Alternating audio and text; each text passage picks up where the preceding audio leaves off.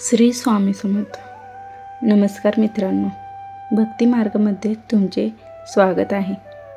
आपण रोज देवाचे नाव घेतो, पूजा करतो, दिवा लावतो. पण कधी तुमच्यासोबत असं झालं आहे का की देवाच्या मूर्तीसमोर उभं राहिलं आहे आणि आरती करताना अचानक डोळे भरून येतात, मनात कोणताही विचार नसताना गालावरून अश्रू ओघळतात. हे अश्रू कशाचे प्रतीक आहेत? देव तुमच्यावर प्रसन्न आहेत की तुमच्याकडून काही चूक होत आहे? आजच्या या विशेष व्हिडिओमध्ये आपण यामागचं कारण शास्त्रीय आणि आध्यात्मिक तसेच जाणून घेणार आहोत. हा व्हिडिओ शेवटपर्यंत नक्की पहा, कारण शेवटचा मुद्दा तुमच्या आयुष्याचा दृष्टिकोन बदलू शकतो.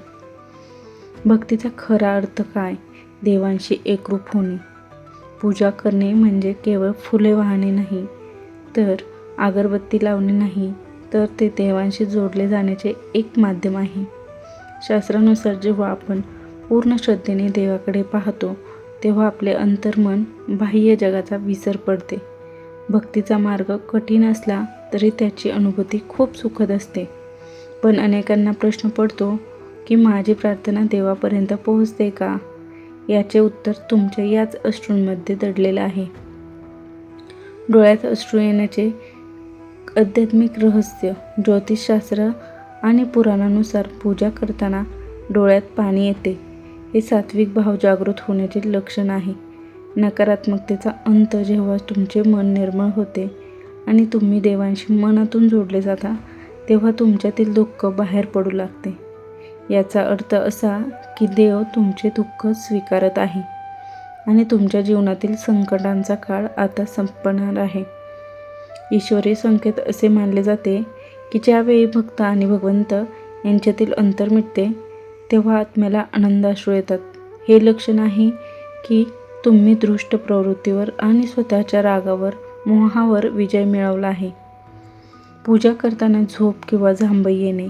काही लोकांना पूजा करताना खूप जांभया येतात किंवा झोप लागल्यासारखे वाटते. याकडे दुर्लक्ष करू नका. शास्त्र सांगते की जर तुम्हाला पूजेत झोप येत असेल तर तुमच्या मनात द्वंद्व सुरू आहे. तुमचे शरीर मंदिरात असले तरी मन संसारात किंवा काळजीत अडकलेले असते. विचारांच्या गोंधळामुळे चित्त एकाग्र होत नाही आणि त्यामुळे मानसिक थकवा जाणवून झोप येते. अशा वेळी देवाला प्रार्थना करा की तुमचे मन स्थिर राहावे. दिवा लावताना हात भाजणे हा एक इशारा आहे.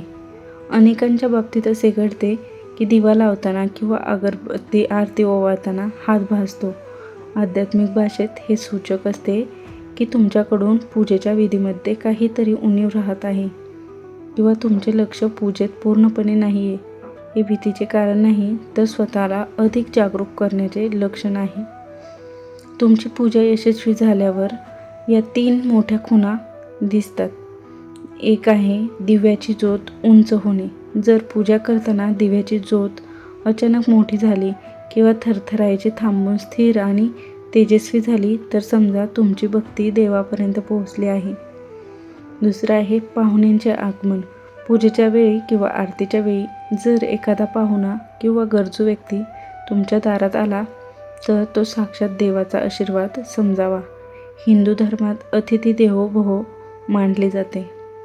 तिसरं आहे उदबत्तीचा धूर तुमच्याकडे येणे. जर उदबत्तीचा किंवा धूपाचा सुवासिक धूर आपोआप तुमच्याकडे दिशेने येत असेल, तर सकारात्मक ऊर्जेचे प्रतीक आहे. स्वामी समर्थांचा संदेश आणि उपसंहार.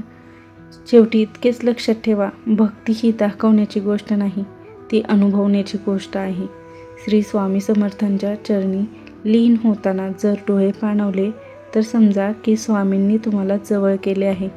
तुमचे अश्रू हे देवांशी असलेले तुमच्या अतूट नातेचे साक्ष आहेत. तुम्हालाही पूजा करताना असे अनुभव आले आहेत का? कमेंटमध्ये श्री स्वामी समर्थ नक्की लिहा आणि हा व्हिडिओ आपल्या प्रियजनांसोबत शेअर करा. अशाच आध्यात्मिक माहितीसाठी आमच्या चॅनलला सबस्क्राईब करायला विसरू नका. धन्यवाद. श्री स्वामी समर्थ. श्री स्वामी समर्थ.